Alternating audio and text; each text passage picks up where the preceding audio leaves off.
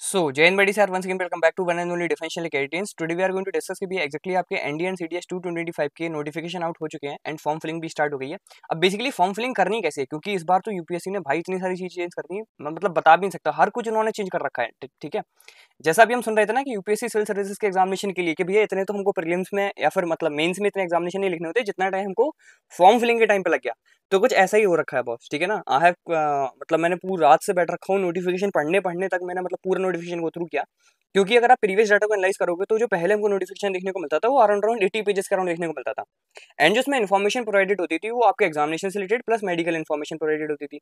इस बार भैया वो 100+ पेजेस का देखने को मिला है। इन्होंने सारी चीजें पहले ही नोटिफिकेशन में क्लैरिफाई कर दी। ठीक है, सीपीएसएस से रिलेटेड कि आगे जाके जब एग्जामिनेशन क्वालिफाई हो जाएगा तो www.jobs.in की वेबसाइट पे रजिस्ट्रेशन करना है कि नहीं करना है, उसमें भी क्योंकि बहुत सारे चेंजेस हो रखे हैं।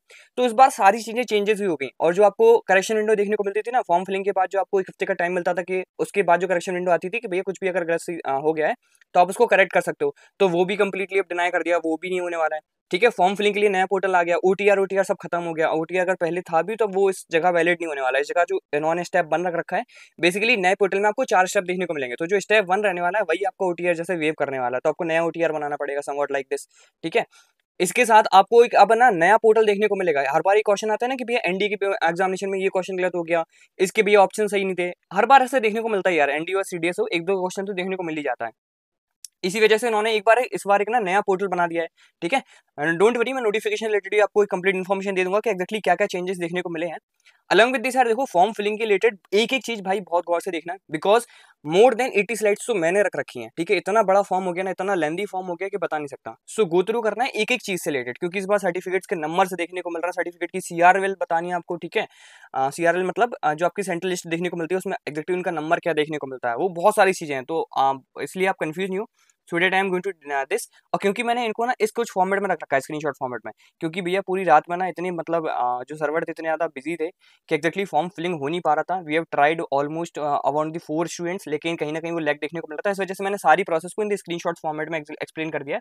एंड आपको हर एक चीज देखने को मिलेगी, कहीं पे भी मैंने कुछ भी नहीं छोड़ रखा है। ठीक है, सबसे पहले अगर नोटिफिकेशन की बात करें तो आपको नोटिफिकेशन के लिए देखो नया पोर्टल की जो वेबसाइट देखने को मिलेगी, उन्होंने पहले ही इन्फॉर्म कर दिया कि भैया जो कमीशनिंग वेबसाइट आपको देखने को मिलेगी, date is going to be this. ठीक है, जब आपको कमीशन ऑफिसर में जाते हो ना, आपको पता होगा कि आप जब भी नेशनल डिफेंस अकेडमी के आगे जाते हो तो आपको जो आर्मी नेवी एयरफोर्स उसमें ऑफिसर्स 3 तरीके के देखने को मिलते हैं, एनसीओ, जेसीओ एंड सीओ। तो आप जिस रैंक पे जाते हो वो सीओ की लोअर मोस्ट रैंक होती है, डेट इज लेफ्टिनेंट, सब लेफ्टिनेंट और flying officer respectively in the army navy and air force. ठीक है ना, ओके। सो ये भी आप ऑफिशियल पोर्टल की कंप्लीट वो देख सकते हो, जो न्यू पोर्टल है उसकी ये रही लिंक, आपको इसी लिंक के थ्रू गो थ्रू करना है। वंस यू विल गो तो आपको कुछ ऐसी से पोर्टल देखने को मिलेगा। ठीक है, यहाँ पे आप देख सकते हो इस तरीके के आपको स्टेप्स अवेलेबल है कि भाई step 1 is going to be this one, step 2 is going to be this one, step 3 is going to be this one and step 4 is going to be this one. अब ये जो OTR वगैरह वाली चीजें थी तो वो मैंने आपको बता दी कि ओटीआर वाली चीजें सारी की सारी फिनिश अप हो चुकी हैं। ठीक है, अनदर वन एक और इंपॉर्टेंट इन्फॉर्मेशन, क्योंकि भैया इस बार आपको करेक्शन विंडो देखने को नहीं मिलेगी। ठीक है, करेक्शन विंडो देखने को नहीं मिलेगी। And once the form submitted तो भैया वो सबमिटेड हो गया है। ठीक है ना, करेक्शन विंडो इस बार देखने को नहीं मिलेगी, और एक बार फॉर्म सबमिट तो भैया सबमिट।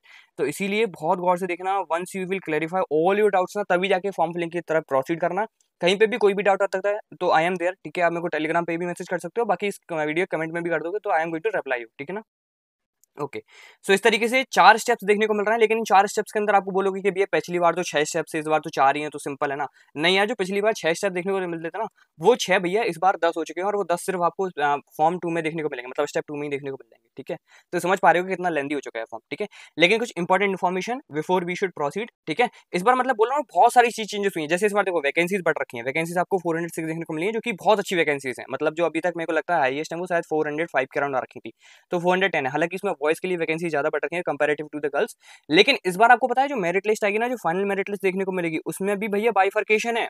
इस बार ऐसा नहीं है कि दोनों मेरिट लिस्ट साथ में आएंगी, इस बार आपको बॉयज की मेरिट लिस्ट अलग देखने को मिलेगी एंड गर्ल्स की मेरिट लिस्ट अलग देखने को मिलेगी। शायद ये इस वजह से हो रहा है क्योंकि मैंने आपको एक बार पहले बता भी रखा था कि गर्ल्स से रिलेटेड स्पेसिफिक स्क्वाड्रंस बन रही है एनडीए, तो शायद उससे रिलेटेड चीजें हों। और क्योंकि अभी आपको कल ही पता है कि कल भैया पीओपी होने वाली है, तो कल आपकी सारी के सारे पहला बैच पास आउट होने वाला है गर्ल्स। ठीक है, तो हो सकता है उससे रिलेटेड चीजें की जा रही हूँ, जिससे मेरिट लिस्ट अब से आगे मैं आपको दोनों सेपरेट देखने को मिलेंगी, respectively for the girls as well as boys. ठीक है, अलॉन्ग विद दिस कुछ एज लिमिट की बात कर रहे हैं, तो भैया एज लिमिट आपको यहाँ से देखने को मिलेगा 1 जन 2007 से लेके 1 जन 2010 के बीच में। अगर आपकी इन दोनों के बीच में अगर आपकी डेट लाई करती है, जो आपकी डीओबी है, अच्छा भैया ये दोनों डेट इंक्लूडेड है या फिर नहीं, ये दोनों डेट भी हमेशा इंक्लूडेड होती है। ठीक है ना, आप किसी भी फॉर्म फिलिंग को देख लो, हमेशा इंक्लूडेड होती हैं। सो बेसिकली अगर आपकी डेट ऑफ बर्थ इन दोनों के बीच में पड़ती है तो भैया आप फिल कर सकते हो एग्जामिनेशन को, ठीक है ना। Along with this education qualification बहुत बहुत इंपॉर्टेंट है। कई लोगों को लगता है कि भैया मैंने ह्यूमैनिटीज ले रखी है, मैंने भैया कॉमर्स ले रखा है, so will I be eligible for the ND examination या फिर नहीं? तो बिल्कुल हो भाई, बिल्कुल हो, but you can go for the army wing के लिए आप जा सकते हो। आर्मी विंग के लिए जाने के लिए सिर्फ आपने 10+2 पास कर रहा होना चाहिए, ठीक है, फ्रॉम अ रेपुटेड बोर्ड्स, ठीक है ना।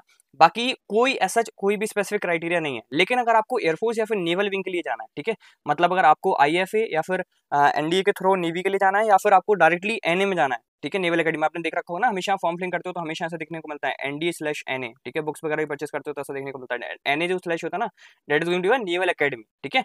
सो अगर आपको इन दोनों में जाना है तो कहीं ना कहीं आपको आपके पास पीसीएम होना कंपलसरी, ये नहीं हो 10+2, ठीक है, बस इतना कंपलसरी है, ठीक है, और वो रिकॉग्नाइज्ड बोर्ड से क्या होना चाहिए, ठीक है। नाउ प्रोसीडिंग के भैया जो 4 स्टेप्स हैं वो किस तरीके से देखने को मिलेंगे, तो as soon as you will go on this portal, आप जैसे इस पोर्टल पे जाओगे आपको पोर्टल पे जानकर यहाँ पे देखने को मिल रहा है step 1, step 2 and step 3 and step 4। आप स्टेप 1 पे जाओगे, स्टेप 1 पे आपको देखने को मिल रहा है क्रिएट अकाउंट एंड लॉगिन, ठीक है। आपको देखो अभी तक क्योंकि ये नया पोर्टल है तो ऑब्वियस सी बात है कि आपके यहाँ पे कोई भी अकाउंट होने नहीं वाला है। So you have to firstly create your account. जैसे आप क्रिएट अकाउंट पे यहाँ पे प्रेस करोगे ना, ऐसे या लॉगिन कर मतलब उस पर क्लिकअप करोगे तो आपको कुछ ऐसा इंटरफेस देखने को मिलेगा जहाँ पे आपको पहला जो देखने को मिलेगा that is around the instructions. आपको कुछ इंस्ट्रक्शन प्रोवाइडेड है, आप इन इंस्ट्रक्शन से गो थ्रू कर लोगे, ठीक है। हालांकि कुछ ऐसा मतलब हार्ड एंड फास्ट नहीं है। जो आपको ओटीआर देखने को मिलता था, इन्होंने यार सिंपली बस ओटीआर को ही इस बार स्टेप 1 बना दिया, ठीक है।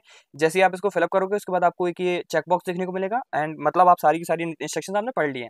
जैसे आप इस चेकबॉक्स को फिल करोगे और प्रोसीड कर दोगे, ठीक है, जैसे आप प्रोसीड करोगे आपको ये मतलब सेकंड स्टेप देखने को मिलेगा अंडर दी स्टेप 1, ठीक है। स्टेप 1 के अंदर आप जैसे ही सेकंड स्टेप आओगे, अब क्योंकि आपको पता है ना कि हमेशा हमको अपना mobile number as well as हमारी ईमेल दोनों चीजें वेरीफाई करनी होती थी। इस वजह से यहाँ पे आप जो आप मोबाइल नंबर देने वाले हो सबसे पहले आपको अपनी वेरीफाई करनी है ईमेल आईडी, ठीक है। सो जैसे ही आप अपनी ईमेल आईडी यहाँ पे डालोगे उसके बाद आपको ना कंफर्म करोगे अपनी ईमेल आईडी, उसके बाद आपको आप कैप्चा फिलअप करोगे और ये आपको जो चेकबॉक्स देखने को मिल रहा है ये फिलअप करोगे एंड प्रोसीड करोगे। उसके बाद आपको एक ओटीपी देखने को मिलेगा एंड हाल के हाल ही आपको वेरीफाई करना होगा अपना ओटीपी, ठीक है। इन द सेम वे आपको अब मोबाइल नंबर का भी ओटीपी वेरीफाई करना होगा। अभी तक आपने मेल का किया, अब आप जैसे आगे प्रोसीड करोगे तो यहाँ पे आपको देखने को मिल रहा है ना स्टेप 3 में कि भी आपको अब वेरीफाई करना है अपना मोबाइल नंबर। तो सेम वाइज आप पहले मोबाइल नंबर डालोगे, कंफर्म करोगे, कैप्चा डालोगे, चेकबॉक्स फिल करोगे, प्रोसीड करोगे, ओटीपी आएगा, ओटीपी फिलअप करोगे तो वो ये भी प्रोसेस हो जाएगी। इस प्रोसेस के होने के बाद फिर आपको पासवर्ड क्रिएशन से रिलेटेड चीजें आएंगी। इस बार उन्होंने एक चीज अच्छी कर रखी है कि भैया पासवर्ड क्रिएशन से बहुत सारी दिक्कत आती थी related to the students, specially जो फ्रेशर्स होते हैं। तो इनके लिए यहाँ पे बहुत अच्छी चीज है कि जैसे ही आपको पता नहीं कि 8 कैरेक्टर के देखने को मिलता है, हमें upper case, lower case as well as special characters लेने होते हैं। तो as soon as you are going to fill ना, जैसे अगर मैंने यहाँ पे A लिख दिया तो बस मेरा मतलब मैंने अपर केस का कैरेक्टर ले लिया, ठीक है, मतलब जो आपको बोल्ड कैपिटल लेटर्स देखने को मिलते हैं। तो वैसे ही जो आपको रेड रेड देखने को मिल रहा है ना, ये कंप्लीटली कैसा हो जाएगा, ग्रीन हो जाएगा, ठीक है। तो ये की अच्छी चीज है कि आपको एक्जेक्टली आइडिया लग जाएगा कि अगर मेरा पासवर्ड वेरीफाई नहीं हो रहा है तो किस रीजन की वजह से नहीं हो रहा है। Okay, so this is going to good thing, ठीक है। बाकी आप जैसे ही पासवर्ड डालोगे उसका कंफर्म करोगे उसके बाद अपने प्रोसीड कर जाओगे, ठीक है। एंड रिलेटेड टू इंस्ट्रक्शंस आप यहाँ पे देख सकते हो, इंस्ट्रक्शंस को मैंने स्पेसिफिकली यहाँ पे डाल रखा है, ठीक है, कि भैया 8 कैरेक्टर होना चाहिए, A to Z जो आपको अपर केस देखने को मिलता है वो होना चाहिए, ठीक है, जो आपको लोअर केस देखने को मिलता है वो होना चाहिए। अलॉन्ग विद दिस पासवर्ड के पास एटलीस्ट कोई डिजिट भी होनी चाहिए 0 से लेकर 9 तक और कुछ स्पेसिफिक कैरेक्टर भी होने चाहिए। एंड मेक श्योर करना कि जो भी आप ये पासवर्ड बना रहे हो ये किसी के साथ शेयर नहीं करना है, किसी के साथ, भले ही वो कितना भी अच्छा दोस्त क्यों ना हो, you are not going to share it with anyone, ठीक है ना। ओके, आगे प्रोसीड करते हैं। जैसे आप इससे प्रोसीड कर जाओगे ना तो वैसे ही देखो जैसे ओटीआर हुआ था ना, जैसे अभी तक आपका क्या होता था, बेसिक इन्फॉर्मेशन ली, मतलब जस्ट आपकी ईमेल वगैरह वेरीफाई की हमने, ठीक है ना। तो ईमेल वगैरह जैसे वेरीफाई की मतलब you are going to be genuine बंदा, ऐसा नहीं है कि कुछ आप ना डमी फिलिंग करने वाले हो, ठीक है। सो आपकी क्योंकि मेल और as well as mobile number verify हो गया, okay, with the OTP verify हुआ, okay. Now you are going to further proceed. अब आपको फर्दर प्रोसीड करने के लिए यहाँ पे 3 वेज देखने को मिलेंगे, ठीक है। जैसे आप ये ओटीआर जैसी चीजें या फिर बोल सकते हैं स्टेप 1 को कंप्लीट करोगे ना, वैसे ही आपको एक काइंड ऑफ नंबर प्रोवाइडेड होगा, ठीक है, जिसको हम बोलते हैं यूआरएन नंबर आपको अपने मेल पे देखने को मिल जाएगा। ये देख पा रहे हो ना, यूआरएन पासवर्ड ये आपको मेल पे देखने को मिल जाएगा, ठीक है। आपका जो यूआरएन नंबर रहने वाला है, ठीक है, पासवर्ड तो वही रहेगा जो आपने क्रिएट कर रखा है। तो अब यहाँ पे देखो उसके बाद आपको लॉग इन करना होगा। अभी मैं अगर स्टेज बना आपको दिखाऊं दोबारा से, तो ये देखो अभी हमने देख रखा था ना कि यहाँ पे आपको लिखना है क्रिएट अकाउंट और फिर दोबारा लॉगिन। तो अब ये आपका अकाउंट क्रिएट हो चुका है, अब आपको लॉगिन पे क्रिएट करना होगा, ठीक है ना। अगर आप बैक चले जाते हो तो ओके है, अगर नहीं जाते हो तो फिर वैसे डायरेक्टली आ गया था मेरे में तो, ठीक है। सो डायरेक्टली यहाँ पे आप जाओगे लॉगिन पे जाओगे तो आप जैसे रजिस्ट्रेशन अपना नंबर डालोगे, ठीक है, अगर मोबाइल के साथ करने वाले हो तो अपना ऐसे रजिस्ट्रेशन नंबर डालोगे जो भी आपका रजिस्टर्ड मोबाइल नंबर है वो, उसके बाद कैप्चा फिलअप करोगे और सेंड ओटीपी कर दोगे। आपके पास एक ओटीपी आएगा उसको आप फिलअप कर दोगे, ठीक है। सेम अगर आप ईमेल के साथ जाते हो तब भी आपको ओटीपी देखने को मिलेगा। लेकिन अगर आपके पास अगर ओटीपी नहीं आ रहा है, जैसे I was filling in the night ना, तो क्योंकि सर्वर बहुत डाउन थे एज आई मेंशन, तो वहाँ पे भी नहीं आ रहा था OTP. So what I have did कि मैंने यूआरएन से कर दिया था तो वहां से फिर हो गया था। यूआरएन में आपको ओटीपी की रिक्वायरमेंट नहीं पड़ेगी। तो अगर ऐसा कुछ आपके साथ भी देखने को मिलता है तो you can go with the URN, ठीक है, यूआरएन जो आपको नंबर देखने को मिलेगा ऑन योर मेल, ठीक है। सो इस तरीके से देख सकते हो यूआरएन के लिए आपको कोई भी देख सकते हो ना, यूआरएन नंबर डालना है, पासवर्ड डालना है, कैप्चा फिलअप करना है और प्रोसीड कर जाना है। इसके लिए कोई भी ओटीपी नहीं रिक्वायर्ड है।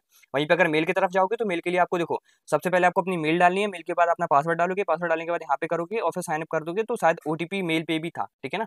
सो आप देख लेना कि एक्जैक्टली किसमें देखने को मिल रहा है। शायद यहाँ पे ईमेल के साथ ओटीपी नहीं है, मोबाइल नंबर के साथ सिर्फ ओटीपी है, बाकी इन दोनों के साथ सिर्फ पासवर्ड है जो आपने क्रिएट कर रखा था। ओके, अब आपका आने वाला है स्टेप नंबर 2, ठीक है। Step number 2 is going to be the longest step, ठीक है। इसमें बहुत बहुत सारी चीजें हैं, ठीक है ना। एंड क्योंकि यूपीएससी ने इस बार ये कर रखा है कि भैया इन्होंने हर एक चीज स्पेसिफाई कर रखी है कि एक्जैक्टली अगर आपको इमेज फिलअप करनी है या फिर आपको कुछ भी करना है तो एक्जैक्टली किस वे में करना है, इन्होंने सारी चीजें खुद ही इंटरप्रेट करके बता रखी है। सो स्टेज 2 की तरफ आप जैसे स्टेप 2 की तरफ प्रोसीड करोगे, अच्छा जैसे ही आपका ये हो जाएगा ना तो यहाँ पे देख सकते हो आपका number as well as login ID लिखने के आने लगी, जैसे ओटीआर में आया करती थी। तो इस तरीके से वो आपको कंप्लीटली विजिबल होने लगेगी इस एरिया पे, ठीक है। होप सो कि आपको कर्सर विजिबल होगा, इस वाले एरिया पे ये दिख के आने लगेगा, मतलब आप भैया रजिस्ट्रेशन कर चुके हो, ठीक है। आप जैसे आगे प्रोसीड करोगे फॉर द स्टेप 2 की तरफ जैसे प्रोसीड करोगे, सबसे पहले आपको इंस्ट्रक्शन देखने को मिलेंगे सिमिलरली लाइक द स्टेप 1, जैसे आपको स्टेप 1 में इंस्ट्रक्शन देखने को मिले थे। कुछ ही स्पेसिफिक इंस्ट्रक्शंस हैं, जैसे कि अगर नेम है, नेम में अगर 3 वर्ड देखने को मिलता है तो बेसिकली फर्स्ट नेम क्या होने वाला है, ठीक है, और मिडिल नेम क्या होने वाला है और लास्ट नेम क्या होने वाला है। सेम वाइज अगर जैसे मिडिल नेम कुछ नहीं है तो मिडिल नेम को आप ब्लैंक छोड़ दोगे, फर्स्ट एंड लास्ट लिखने वाले हो, और अगर फर्स्ट ही नेम है तो सिर्फ फर्स्ट लिखने वाले हो, ठीक है।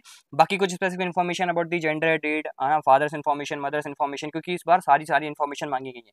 Along with this father's and mother की इन्फॉर्मेशन पे बहुत ज्यादा फोकस किया गया, उनके PAN card number, Aadhaar card number, सारी चीजें मांगी गई है, ठीक है ना।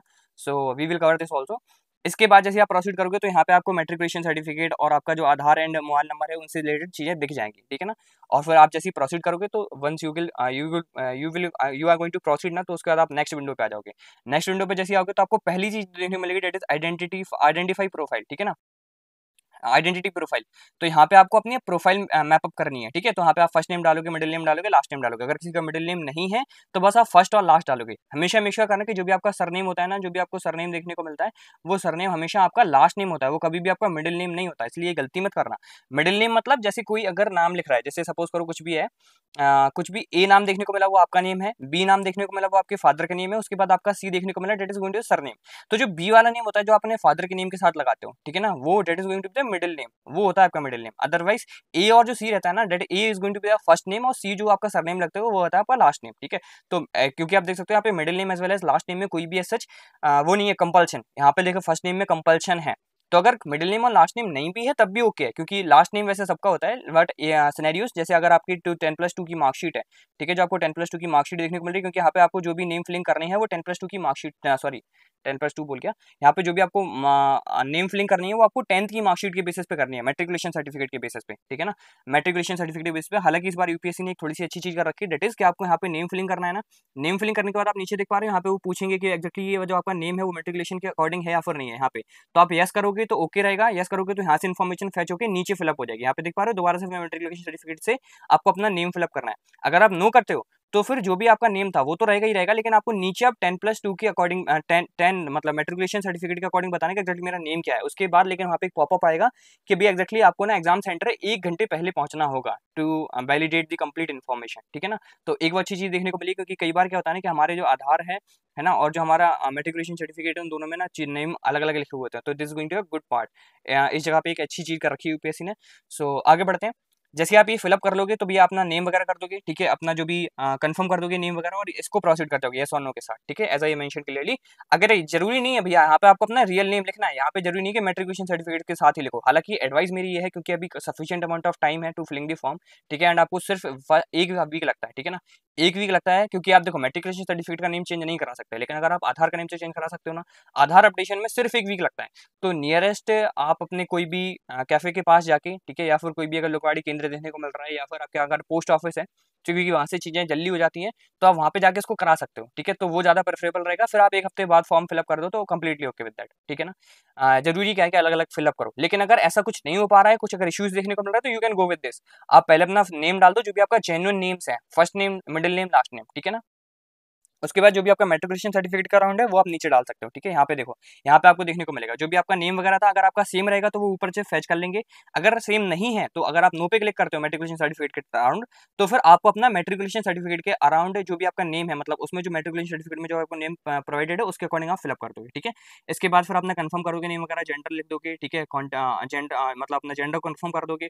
फिर जो भी चीजें देखने को मिल रही है जैसे डीओबी वगैरह हो गया, फादर का इन्फॉर्मेशन, फादर का नेम हो गया, ठीक है, फादर कंफर्मेशन हो गया, वो सारी चीजें आप बेसिक बेसिक इन्फॉर्मेशन है जिसको आप फिलअप कर सकते हो, ठीक है।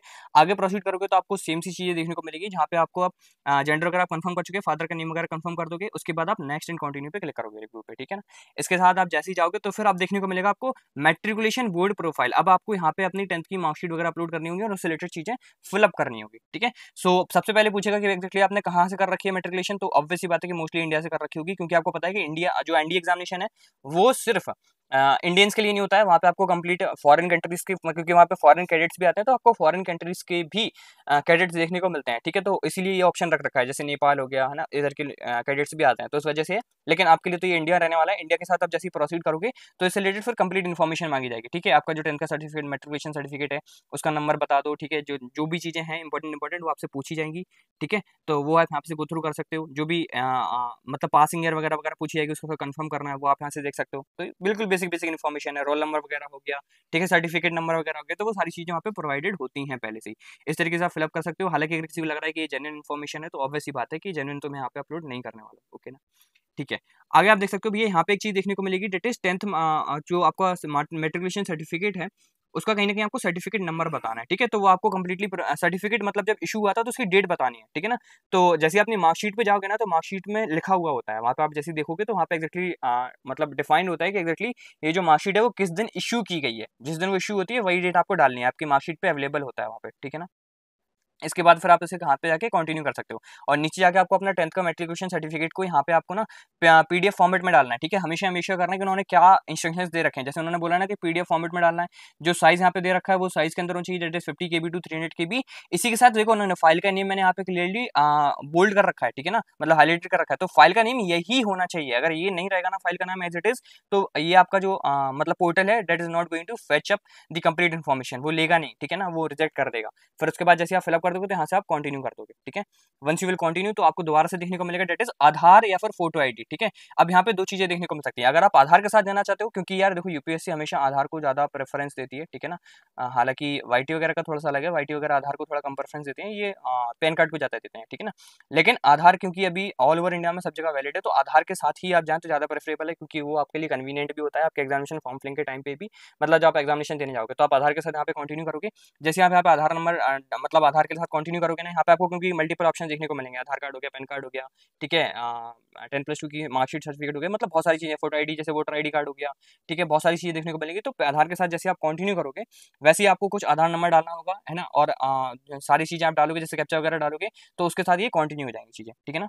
उसके बाद देखो, अच्छा अगर जैसे आपके पास आधार नहीं है तो उसके बाद और भी चीज ऑप्शन देखने को मिलते हैं, जैसे कि आधार है मेरे पास लेकिन उसका मैं नंबर वगैरह डाल देता हूँ तो ओके है। अगर आधार नहीं है तो आपको वर्चुअल आईडी देनी पड़ेगी, ठीक है, virtual ID in the sense कि आपको अपलोड करना पड़ेगा, ठीक है। अगर आपके पास आधार नहीं है, अगर आपके पास आधार नहीं है, अगर आप इस ऑप्शन के साथ जाते हो, जो आपको यहाँ पे 3 ऑप्शन देखने को मिलेंगे, इफ यू डोंट हैव आधार, उसके साथ जाते हो तो फिर आगे जाके आपको कुछ और इंपॉर्टेंट इन्फॉर्मेशन प्रोवाइड करनी होगी। जैसे अगर आपके पास आधार नहीं है, मैंने बोला था ना, अगर आपके पास आधार नहीं है और आप पैन कार्ड या फिर वोटर आईडी कार्ड के साथ जाते हो, तो you have to be at least 1 hour और 2 hour prior at the exam centre, ठीक है। इन्होंने 1 आवर लेकर रखा है, लेकिन आई एम प्रेफरिंग कि आप 2 घंटे पहले जाओगे फिर अपने एग्जाम सेंटर पे, ठीक है ना, क्योंकि वहाँ पे चीजें प्रोसेस होने में बहुत टाइम लग जाता है कभी कभार तो, ठीक है। तो once you will go this, तो यहाँ पे आपको पॉपअप पहले दिखा दिया है, फिर आप ओके के साथ कंटिन्यू करोगे। ओके के साथ जैसे कंटिन्यू करोगे तो फिर ये आपके पास मल्टीपल ऑप्शन देखने को मिलेंगे। अगर आपको आधार नहीं है, that is voting ID card हो गया, पैन कार्ड हो गया, ठीक है, पासपोर्ट हो गया, ये सारी चीजें देखने को मिलेंगी। इवन अपना 11th और 12th का जो स्कूल का आईडी होता है वो भी लगा सकते हो, and you will continue with their, ठीक है।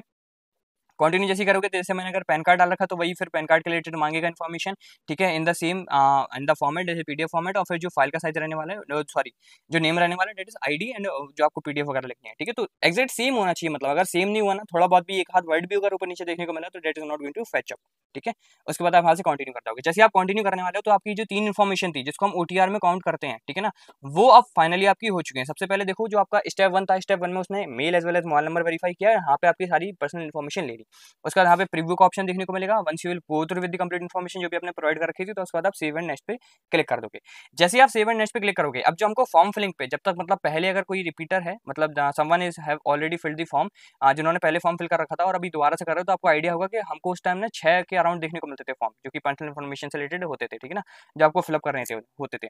लेकिन इस बार जो है भैया फॉर्म फिलिंग की चीज है ना बहुत सारी डाइवर्स हो चुकी है। अब वही जो आपको ऑप्शन है ना वो देखने को मिलेंगे। यहाँ पे तो अचीवमेंट वगैरह भी वो पहले ही पूछ लेते हैं, ठीक है।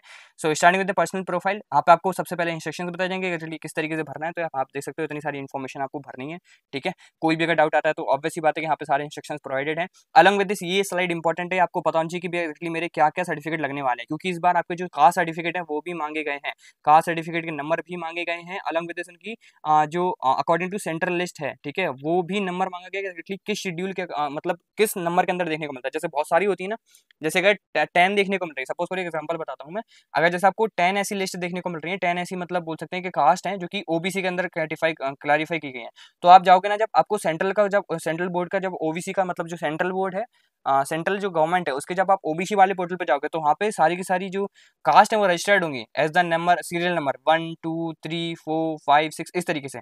तो अगर आपकी कास्ट थर्ड नंबर पे देखने को मिल रही है तो आपका जो नंबर रहने वाला है इट इज गोइंग टू 3, जो आपको फिलअप करना होगा आगे, ठीक है। हालांकि ये मतलब आपके उसमें भी प्रोवाइडेड होता है, जो आपका कास्ट सर्टिफिकेट होगा ना, वहाँ पे पहले से ही एक्जैक्टली मेंशन होता है कि according to the central government के बोर्ड के अकॉर्डिंग किस जगह पे आपकी मतलब किस सीरियल नंबर पे आपकी आने वाली है कास्ट, ठीक है ना। तो वहाँ पे सारी चीज़ें वैसे ही क्लैरिफाई होती हैं, लेकिन अगर आपको नहीं मिल रहा है तो आप उसके यहाँ पे जा भी सकते हो, ठीक है। उन्होंने भी खुद भी क्लैरिफाई कर रखा था, उन्होंने बगल में लिख रखा है, तो मैं आगे बता दूंगा। तो मेक श्योर करना कि यही सारे फाइल्स के नेम रहने वाले हैं, otherwise that is not going to fetch you complete information, ठीक है। आगे बात करते हैं। इस तरीके से फिर आप सारी चीज़ों से गो थ्रू कर लोगे और फिर बस प्रोसीड कर जाओगे, ठीक है। जैसे आप प्रोसीड करोगे एप्लीकेशन फॉर्म के लिए तो आपको ऐसी कुछ इन्फॉर्मेशन देखने को मिलेगी जो कि पर्सनल इन्फॉर्मेशन रहेगी, ठीक है। एंड काफ़ी सारी चीज़ें तो ये क्योंकि फैचअप कर लेगा जो पहले आपने फिलअप कर रखी थी, तो जैसे आप जो बता दोगे सिटीजन ऑफ इंडिया हो और बाकी सारी चीज़ें, बहुत ही बेसिक बेसिक चीज़ें हैं। इस तरीके से जैसे आप फॉर्म से प्रोसीड करोगे उसके बाद ये सारी कुछ इंपॉर्टेंट चीज़ें रहेंगी, डेटेज आपका रजिस्ट्री कौन सा देखने को मिल रहा है ना। और हमेशा याद रखना कि ये जो आप पिन कोड डालने वाले हो that going to be true pin code, और क्योंकि कई बार तो ऐसा भी होता है ना कि एक ही एरिया के डिफरेंट डिफरेंट पिन कोड होते हैं, मतलब जैसे एक बड़ी सिटी है, जैसे if I talking about like let's example Lucknow देखने को मिल रहा है, तो लखनऊ के अंदर कई एरियाज के अलग अलग पिन कोड देखने को मिलता है। तो मेक श्योर करना कि जो आपका एक्जैक्टली पिन कोड है वो भी पिन कोड रहने वाला आपका प्रेजेंट एड्रेस का, नॉट अबाउट परमानेंट एड्रेस। अभी आप जिस एड्रेस पे हो वो डालना होता है, ठीक है ना। ओके, फिर अल्टरनेटिव मोबाइल नंबर और कॉन्टैक्ट नंबर जैसी इन्फॉर्मेशन लिख के आप उसको सेव एंड प्रोसीड कर सकते हो। जैसे आप सेव एंड प्रोसीड करोगे तो फिर वो गो थ्रू करेगा अबाउट दी पेरेंट्स प्रोफाइल, अब वो आपसे फादर्स के नेम वगैरह पूछेगा, ठीक है। जैसे आप ये बता दोगे कि मेरे फादर का नेम क्या है, उसके बाद यहाँ पे एक स्टेटस देखने को मिलेगा इट इज अलाइव और डेड। तो यहाँ पे जैसे लाइव करोगे तो उसके बाद इन्फॉर्मेशन और सारी चीज़ें मांगी जाएंगी, जैसे कि करंट ऑक्यूपेशंस क्या हैं, ठीक है, एंड इनकम कितनी देखने को मिलती है, ये सारी चीज़ें कुछ इंपॉर्टेंट बेसिक बेसिक इन्फॉर्मेशन आपसे पूछी जाएंगी। And same with the mother also, अब जैसे किसी की अगर मदर हाउस वाइफ है या फिर देखने को मिलता है ऐसा कुछ, तो आप यहाँ पे ना अदर का ऑप्शन देखने को मिलेगा। जैसे आप अदर का ऑप्शन के साथ गो थ्रू करोगे तो आप यहाँ पे हाउस वाइफ वगैरह मेंशन कर सकते हो। फिर जो एनुअल इनकम देखने को मिलेगी वो गेट इज गोइंग टू 0, और अगर आप कुछ भी अर्न करते हैं तो उस अकॉर्डिंग आप फिल कर सकते हो and you are going to proceed with the complete information. जैसे आप प्रोसीड करोगे तो आपको यहाँ पे देखने को मिलेगा डेट इज जो आपकी स्पेसिफिक कैटेगरी, आप कैटेगरी रिलेटेड इन्फॉर्मेशन आ जाएगी, जैसे एससी हो सकती है, एसटी हो सकती है, ओबीसी है ना, अनरिजर्व या फिर ईडब्ल्यूएस है, तो जो भी कैटेगरी है आप उसके अकॉर्डिंग फिल कर लोगे, ठीक है। एंड उसके अकॉर्डिंग आप फिल करोगे तो ऐसी सी कुछ इन्फॉर्मेशन देखने को मिलेगी। जैसे अगर ओबीसी अगर आप फिल करते हो तो आपको सर्टिफिकेट नंबर बताना होगा, ठीक है। जो असाइनिंग अथॉरिटी है, किसने असाइन कर रखा है, वही बताना होता है। हमेशा आप देखोगे ना तो सर्टिफिकेट जैसे इस तरीके का देखने को मिलता है, ठीक है। सर्टिफिकेट जो ओबीसी का सर्टिफिकेट होता है वो कुछ इस तरीके से देखने को मिलता है, यहाँ पे आपकी फोटो रहती है, यहाँ पे सारी एप्लीकेशन नंबर, सर्टिफिकेट नंबर, वो सारी चीजें होती हैं। कुछ यहाँ पे चीजें लिखी होती है कि एग्जैक्टली किस शेड्यूल के अकॉर्डिंग क्या क्या है आपकी मतलब जो मानी गई है, डेट इज मतलब किस शेड्यूल के अकॉर्डिंग किस कास्ट के अंदर आप आते हो, क्या सीरियल नंबर देखने को मिलता है, वो सारी चीजें। फिर यहाँ पे कुछ छोटी सी बेसिक इन्फॉर्मेशन होती है, और यहाँ पे आपका देखने को मिलता है कि अथॉरिटी जो है वो अथॉरिटी कौन सी है, मतलब तहसीलदार ने कर रखा है, किसी ऑफिसर ने कर रखा है, जिसने कर रखा होता है तो वो वहीं पे आप वो ही चीज मेंशन करने वाले हो, है ना, एग्जैक्ट सेम मेंशन करना है आपको यहाँ पे, क्योंकि सील भी होती है तो वो भी आप देख सकते हो, ठीक है ना। उसके बाद आप सारी चीजों से गो थ्रू कर जाओगे और यहाँ पे देखो आपको देखने को मिल रहा है क्लिक हेयर टू सी, यहाँ पे क्या देखने को भी है कि सर्टिफिकेट का मेरे को सीरियल नंबर बताना है एक्जैक्टली कि जो मतलब मेरी कास्ट है उस कास्ट का सीरियल नंबर क्या देखने को मिलता है according to the central list, ठीक है ना। तो आप यहाँ पे जैसे क्लिक अप करोगे तो अपने स्टेट को, फिर आपके पास एक लिस्ट खुल के आएगी जहाँ पे आपके स्टेट्स मेंशन होंगे, सारे के सारे स्टेट मेंशन है। तो आप जिस भी स्टेट से आते हो, सपोज करो आप एमपी से आते हो तो आप एमपी पे क्लिक करोगे तो वहाँ की सारी लिस्ट खुल के आ जाएंगी, ठीक है। तो आप वहाँ पे जाके फिर आगे गो थ्रू करके अपनी सारी लिस्ट का जो सीरियल नंबर रहेगा वो आप यहाँ पे मेंशन कर सकते हो, ठीक है। ऐसा कोई हार्ड एंड फास्ट रूल नहीं है, मतलब ऐसा नहीं है कि बहुत सारे इश्यूज आएंगे, आराम से आप उसको देख सकते हो, ठीक है ना। आगे गो थ्रू करते हैं। फिर ये कुछ इंपॉर्टेंट बेसिक बेसिक इन्फॉर्मेशन देखने को मिलेगी, जैसे भैया डेट देखने को मिलेगी तो आप डेट भर सकते हो, ठीक है। ये मैंने आपको बता दिया कि ये कहाँ से मतलब जो आपको सीरियल नंबर है वो कहाँ से देखने को मिलेगा। एंड फिर यहाँ पे आपको अपना अपलोड करना होगा, ठीक है। यहाँ पे अपने सर्टिफिकेट जैसे अपलोड करोगे वही सेम याद रखना है कि हमेशा जो मतलब जो नेम रहने वाला है that is going to be caste underscore certificate dot PDF format में करना है, ठीक है ना। उसके बाद जैसे आप इसको अपलोड कर दोगे उसके बाद कुछ पेरेंटल डिटेल्स मांगी गई है, पेरेंट्स डिटेल, जैसे कि आपके जो फादर मदर है उनके पास भी ये पैन कार्ड है या फिर नहीं, अगर येस पे करते हो तो आपको यहाँ पे इन्फॉर्मेशन फिलअप करनी होगी एक्जैक्टली, ठीक है ना। इसी तरीके से आधार आधार का मांगेगा, फिर पैन का, फिर आधार का मांगेगा, और फिर mother as well as father. उसके बाद आप चेक बॉक्स फिल करोगे और कंटिन्यू कर दोगे। जैसे as soon as you are going to continue, तो उसके बाद आपको अगला जो ऑप्शन देखने को मिलेगा डेट इज डिसेबिलिटी। अगर आपके पास कोई डिसेबिलिटी है तो आप यस करोगे, वैसे ही जैसे अभी कास्ट सर्टिफिकेट किया था ना, क्योंकि अगर आपके पास कोई डिसेबिलिटी है तो ऐसा तो है नहीं कि आपने बोल दिया बस, आपके पास उसके सर्टिफिकेट्स भी होने चाहिए। So if you have certificate, तो आपको पता होगा कि एक्चुअली सर्टिफिकेट नंबर कहाँ कहाँ पे किस तरीके से अप्लाई करना होता है। एज इट इज सेम है, जैसे हमने कास्ट सर्टिफिकेट किया ना, वैसे ही ऐसे फिल करना है। अगर है तो ओके, नहीं है तो नो के साथ आप कंटिन्यू कर सकते हो। जैसे आप नो के साथ कंटिन्यू करोगे तो वो अपने सिंपली फैचअप कर लेगा इन्फॉर्मेशन, ठीक है। उसके बाद आपको अगली इन्फॉर्मेशन देखने को मिलेगी, डेट इज ये देखने को मिलेगी, ठीक है। अगर जैसे PWD दो देखना, मैं फिजिकली बैकवर्ड क्लासेस देखने को, सॉरी फिजिकली बैकवर्ड बोल गया, डिसेबिलिटीज देखने को मिलती है ना, तो वो देखने को मिलेगी। जैसे डिसेबिलिटी का भी हम सेक्शन फिलअप कर रहे थे ना अभी, जो मैंने आपको पहले बताया कि डिसेबिलिटी पे आप यस करते हो तो कुछ इस तरीके का पोर्टल देखने को मिलेगा। अगर नो करते हो तो फिर आप सीधे आगे प्रोसीड कर जाओगे, लेकिन अगर यस करते हो तो इस तरीके से देखने को मिलेगा, समवॉट लाइक द सेम जैसा कि आपको ओबीसी का अराउंड देखने को मिला था। यहाँ पे फिर आपको सर्टिफिकेट नंबर है ना, और जो भी आपको डिसेबिलिटी कितनी परसेंटेज है वो सारी चीजें और डेट वगैरह मेंशन करके आगे बढ़ना होगा, ठीक है। एंड आपको यहाँ पे सर्टिफिकेट भी अपलोड करना होगा। अगर आप डिसेबिलिटी के साथ जाते हो तो यहाँ पे आपको सेम वाइज वो फिलअप करना होगा। जैसे हमने अभी ओबीसी का सर्टिफिकेट अपलोड किया था तो हमने वहाँ पे कर रखा था, इसी तरीके से अगर आप डिसेबल्ड हो तो यहाँ पे आपको अपना सर्टिफिकेट फिलअप करना होगा। एंड सेम वाइज फिर कुछ इन्फॉर्मेशन आपसे दोबारा से फेचअप की जाएगी, ठीक है ना। इसमें आप यस और नो के साथ जो भी आपके अकॉर्डिंग मतलब ट्रू है उसके साथ आप जा सकते हो, ठीक है। उसके बाद आप चेकबॉक्स फिलअप करोगे और उसके बाद सेव एंड कंटिन्यू कर दोगे, क्योंकि ये आपकी स्पेसिफिक इन्फॉर्मेशन है, इसलिए मैं नहीं बता सकता एक्चुअली आपको क्या फिलअप करना है ना। एंड आई एम अवेयर यार कि आप इतनी छोटी छोटी चीजें भर लोगे, ठीक है। फिर उसके बाद आते हैं एड्रेस के रिलेटेड, ठीक है। एड्रेस आपको सिंपली एक बार फिलअप कर देना, जो भी आपका एड्रेस देखने को मिलता है, ठीक है। सारी चीजें यहाँ पे क्लियरली मेंशन है कि वहाँ पे स्ट्रीट करना है, कहाँ पे आपको अपनी डिस्ट्रिक्ट भरना है, कहाँ पे क्या चीजें भरनी है, तो आप ऐसे ही फिलअप कर दोगे। फिलअप करने के बाद यहाँ पे आपको देखो 3 ऑप्शन देखने को मिल रहे हैं। सबसे पहले आपका एड्रेस, उसके बाद आपके फादर का एड्रेस, उसके बाद आपका मदर का एड्रेस, ठीक है। तो आप जैसे ही फिलअप करोगे ना, उसके बाद यहाँ पे देखो आपको ये देखने को मिल रहा है परमानेंट एड्रेस और करस्पॉन्डेंट एड्रेस का सेम है, तो आप इस पे नो करते हो या यस करते हो उसके अकॉर्डिंग चीजें रहेंगी। जैसे अगर यस करते हो तो नीचे जो आपको लिखना है ना परमानेंट एड्रेस वो होता है जो आपका हमेशा से रहा है, मतलब सबसे ज्यादा टाइम का रहा है, ठीक है ना। और करस्पॉन्डेंट एड्रेस वो होता है जो आपका प्रेजेंट एड्रेस है। तो अगर यस करते हो तो ऊपर से इन्फॉर्मेशन फैच होकर नीचे फिलअप हो जाएगी अपने आप, और अगर नो करते हो तो फिर आपको नीचे भी अपनी एज अ सेम जैसे जो भी इन्फॉर्मेशन होगी वो उस तरीके से फिलअप करनी होगी। जब आप ऐसे करोगे तो यहाँ पे आपको एक पॉपअप देखने को मिलेगा कि भी एक्जैक्टली जो आपका पहले जो आपने इन्फॉर्मेशन भर रखी थी, मतलब जो आपने माई एड्रेस पे भर रखा है, क्या वही सेम एड्रेस आपके फादर का भी है। यस करोगे तो वो सारी इन्फॉर्मेशन दोबारा से फैचअप कर लेगा अपने आप ही, ठीक है। आपको कुछ फिलअप करने की जरूरत नहीं पड़ेगी। And same wise for the mother also, अगर आप नो के साथ जाते हो तो फिर आपको वो चीजें फिलअप करनी होगी, ठीक है ना। क्योंकि मतलब ये जो चीज़ें देखने को मिलती है ना, मोरोवर इसलिए देखने को मिलती है, जैसे कोई अगर ग्रेजुएशन वगैरह कर रहा है तो कोई बाहर हो सकता है, ठीक है। अलॉन्ग विद दिस आपको जो अग्निवीर के भी देखने को मिलते हैं, क्योंकि जो आधार कार्ड में मतलब थोड़ी सी ना एज वाला होता है ना, अगर आप वैसा करा लेते हो तो आप अग्निवीर भी ज्वाइन कर लेते हो, और कई बार अग्निवीर ज्वाइन करते करते भी आप एनडी का फिलअप फॉर्म कर सकते हो, ठीक है। एसएसबी देने को मौका देते हैं, तो उन लोगों के लिए रहता है, क्योंकि आगे अभी आपको एक सेल्फ वो भी देखने को मिलेगा कि वेदर यू आर एम्प्लॉयड और नॉट, ठीक है ना। ठीक है, तो आगे फिर आप देख सकते हो, आप एजुकेशन क्वालिफिकेशन के रिलेटेड एजुकेशन प्रोफाइल आपको कंप्लीटली फिलअप करनी होगी। अच्छा देखो यहाँ पे ये ऐड का ऑप्शन है, ये बहुत बहुत इंपॉर्टेंट हो जाता है। अगर आप अभी जैसे, क्योंकि जो एजुकेशन क्वालिफिकेशन है फॉर द एग्जामिनेशन वो तो सिर्फ 10+2 रहने वाली है, मतलब आप 10+2 ही पहले फिलअप कर दोगे। उसके बाद आपको चीज़ आगे प्रोसीड करनी होगी, मैं आगे बता दूंगा। जैसे आप इस पे करोगे ना, इंडिया और फॉरेन, जैसे आप करोगे जो भी आपने कर रखी है इंडिया से या फिर आउटसाइड इंडिया से, क्योंकि मोस्टली इंडिया से ही होने वाले हो आप, तो इंडिया पे जैसे आप करोगे ऐड कर दोगे। ऐड मतलब जैसे आप इंडिया पे क्लिक करोगे तो कुछ इन्फॉर्मेशन आ जाएगी, उसके बाद ऐड करना है, ठीक है ना। कुछ इन्फॉर्मेशन जो इस तरीके से भरनी होगी, एक्जेक्टली आपने कहाँ से कर रखा है, क्या आपका मतलब क्या बोर्ड था, क्या सेंट्रल देखने को मिला था, वो सारी चीजें बेसिक बेसिक इन्फॉर्मेशन फिलअप कर दोगे। उसके बाद आपको उस ऐड वाले ऑप्शन पे क्लिक अप करना है। ऐड वाले ऑप्शन पे आप जैसे ही क्लिक कर दोगे तो ये इन्फॉर्मेशन फैच होकर कुछ ऐसे से दिखने लगेगी आपको, ठीक है। क्या दिखने लगेगा कि भैया यहाँ पे देख सकते हो हायर सेकेंडरी एजुकेशन मैंने कर रखी है 10+2, और ये चीजें मैंने जो फिलअप करी थी वो यहाँ पे आ गई है, ठीक है। इसको आप व्यू भी कर सकते हो, एडिट भी कर सकते हो, ठीक है। अगर आपने कुछ और भी कर रखा है, सपोज करो अगर आप ग्रेजुएशन कर रहे हो तो आप दोबारा से फिर इस पे इंडिया पे क्लिक करोगे, ठीक है। इंडिया पे क्लिक करोगे, बाहर से हो तो बाहर वाले क्लिक करेंगे जो भी फॉरनर्स हैं। उसके बाद जैसे आप इंडिया पे क्लिक करोगे तो फिर उसके बाद दोबारा से आपको ऐसा सा कुछ फॉर्म देखने को मिल जाएगा। इसमें फिर आपने जो भी कर रखा है, आईटीआई कर रखी है, पॉलिटेक्निक कर रखी है, डिप्लोमा कर रहे हो, कोई ग्रेजुएशन कर रहे हो, whatever you are pursuing ना, तो आप वहां से यहाँ पे फिलअप कर सकते हो। और फिर दोबारा से आप इस इन्फॉर्मेशन को फिलअप करोगे, दोबारा से ऐड कर दोगे। दोबारा से जैसे ऐड करोगे तो यहाँ पे फिर आपका एक और मतलब एक और काइंड ऑफ रो आ जाएगी जो आपको सारी चीजें बता रही होगी एक्जेक्टली आपने ये इन्फॉर्मेशन फिलअप कर रखी है। जैसे आपकी सारी एजुकेशन क्वालिफिकेशन आप फिलअप कर दो, उसके बाद आप सेव एंड नेक्स्ट पे कंटिन्यू करोगे। सेव एंड नेक्स्ट पे आप जैसे कंटिन्यू करोगे तो यहाँ पे आपको दोबारा से देखने को मिलेगा कि ये सेल्फ एम्प्लॉयड हो आप या फिर नहीं हो, तो ये ऑन के साथ आप जा सकते हो। वैसे मोस्टली नो रहने वाले हैं, ये सिर्फ उनके लिए है जो कभी अभी वर्किंग में भी है, अलॉन्ग विद दिस ये एनडीए का फॉर्म भी फिलअप कर रहे हैं। मैंने आपको बताया ना कि अग्निवीर जैसा ऐसा सीन देखने को मिलता है, क्योंकि कई अग्निवीर ऐसे भी हैं जो भी एनडीए का फॉर्म फिलअप करेंगे, अगर उनकी एज लिमिट है अभी इसके अंदर, ठीक है, क्योंकि आपको वहाँ पे जाने के बाद फिर एसएसबी का मौका भी देखने को मिलता है कि आप एसएसबी के लिए अपेयर हो सकते हो, तो वो सारी चीज़ें आप उस तरीके से फिलअप कर लोगे एंड प्रोसीड कर जाओगे। जैसे आप प्रोसीड करोगे तो उसके बाद आपको कुछ इन्फॉर्मेशन देखने को मिलेगी कि अगर सेल्फ एम्प्लॉयड हो तो कहाँ कहाँ पे हो, क्या क्या चीज़ें, बेसिक इन्फॉर्मेशन आप फिलअप कर लोगे। उसके बाद आगे आप प्रोसीड कर जाओगे। आगे आप जैसे ही प्रोसीड करोगे, अगर आप नोनो के साथ जाते हो तो इस तरीके का सेक्शन देखने को मिलेगा कि भैया नहीं मैं सेल्फ एम्प्लॉयड भी नहीं हूँ और मेरा जो एम्प्लॉयमेंट डिटेल्स है उससे रिलेटेड भी कुछ भी नहीं है, तो आप कंटिन्यू कर जाओगे। कंटिन्यू आप जैसे ही करोगे तो उसके बाद आपको कुछ और बेसिक इन्फॉर्मेशन रिलेटेड अचीवमेंट, जो भी आपके अचीवमेंट रह रखी है वो भी अभी इसी बार आपके फॉर्म फिलिंग के टाइम पे ही मांग ले रहे हैं, तो आपको जो भी स्पेशल अचीवमेंट है वो कर बता सकते हो, जैसे किसी ने एनसीसी कर रखा हो, कुछ और भी है तो बता सकते हो, otherwise continue with the no और आप आगे प्रोसीड कर जाओगे। जैसे आप आगे प्रोसीड करोगे तो यहाँ पे आपको देखने को मिलेगा डेट इज कि भी ये जो अभी आपका यूपीएससी का जो भी एंट्रेंस एग्जाम थे, मतलब जो आपने पहले कभी कोई एंट्रेंस एग्जाम दे रखा है क्या रिलेटेड टू यूपीएससी, अगर ऐसा है तो आप उन चीज़ों को बता दोगे, ठीक है। जैसे आप इस पे नो कर, अगर जैसे नहीं दे रखा है फॉर द फ्रेशर्स, अगर आप फ्रेशर हो तो आप नो के साथ कंटिन्यू कर जाओगे। और अगर आप रिपीटर हो, जैसे मतलब आपने कभी भी कोई भी एग्जामिनेशन दे रखा था, जैसे आपने एनडी 125 का एग्जामिनेशन दे रखा था, एनडी 2 वाला भी आप देने वाले हो, तो आप इस पे यस करोगे। उसके बाद एग्जामिनेशन की यहाँ पे डिटेल्स लेके आएंगी, तो एग्जामिनेशन सेलेक्ट करके आप फिर आगे कंटिन्यू कर सकते हो, ठीक है, नेक्स्ट के साथ कंटिन्यू कर जाओगे।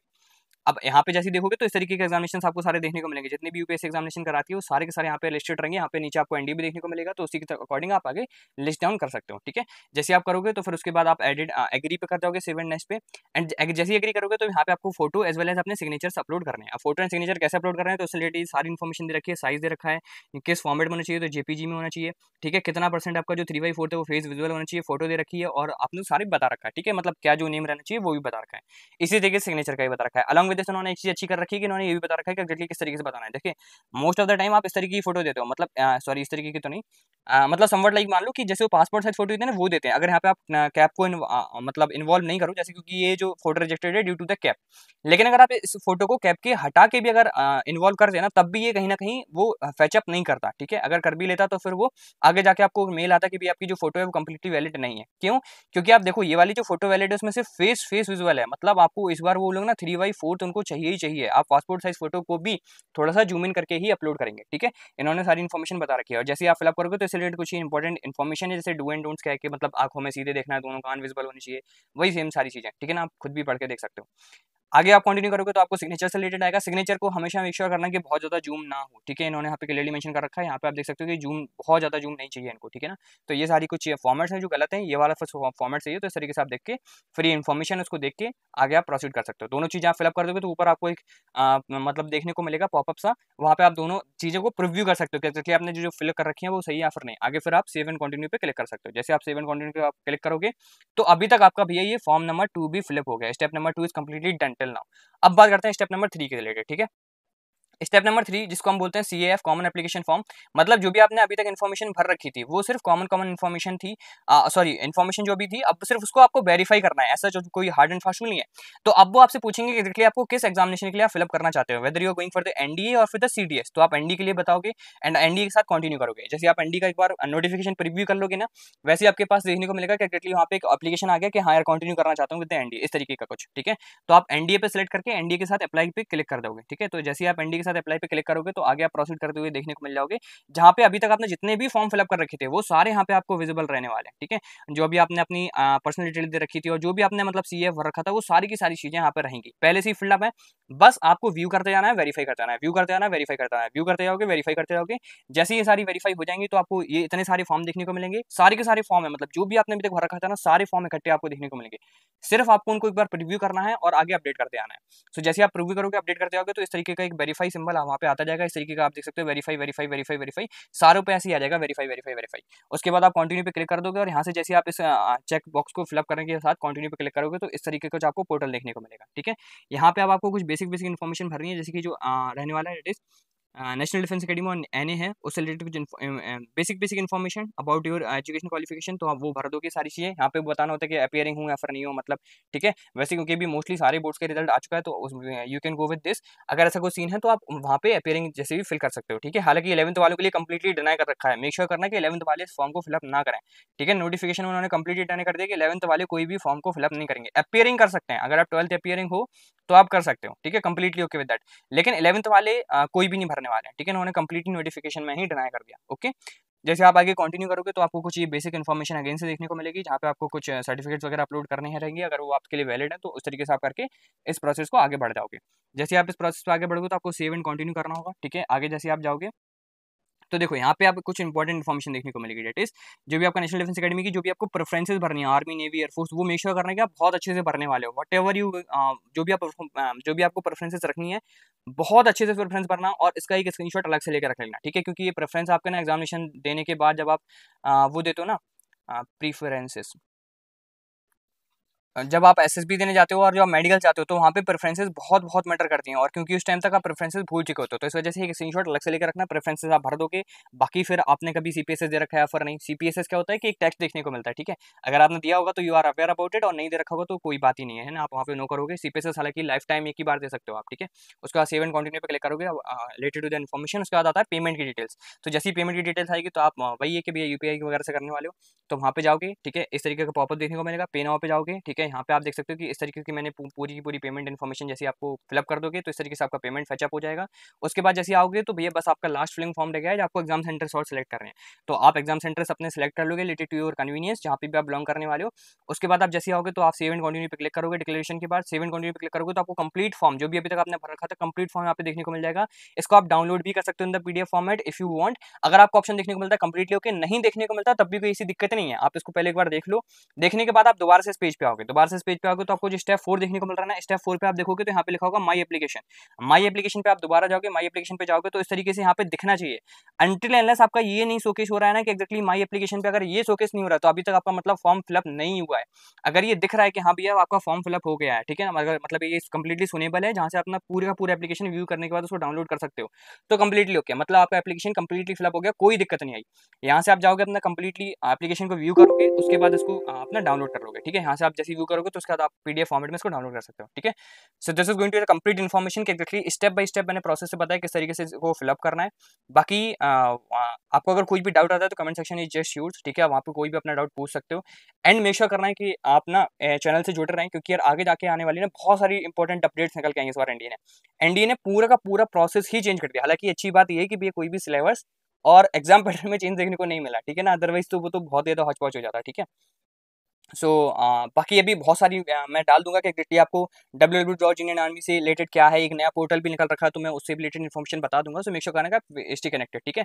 बाकी कोई भी डाउट है then you can go with the comment section, और मेरे को आप टेलीग्राम पे भी डायरेक्टली मैसेज कर सकते हो, ओके।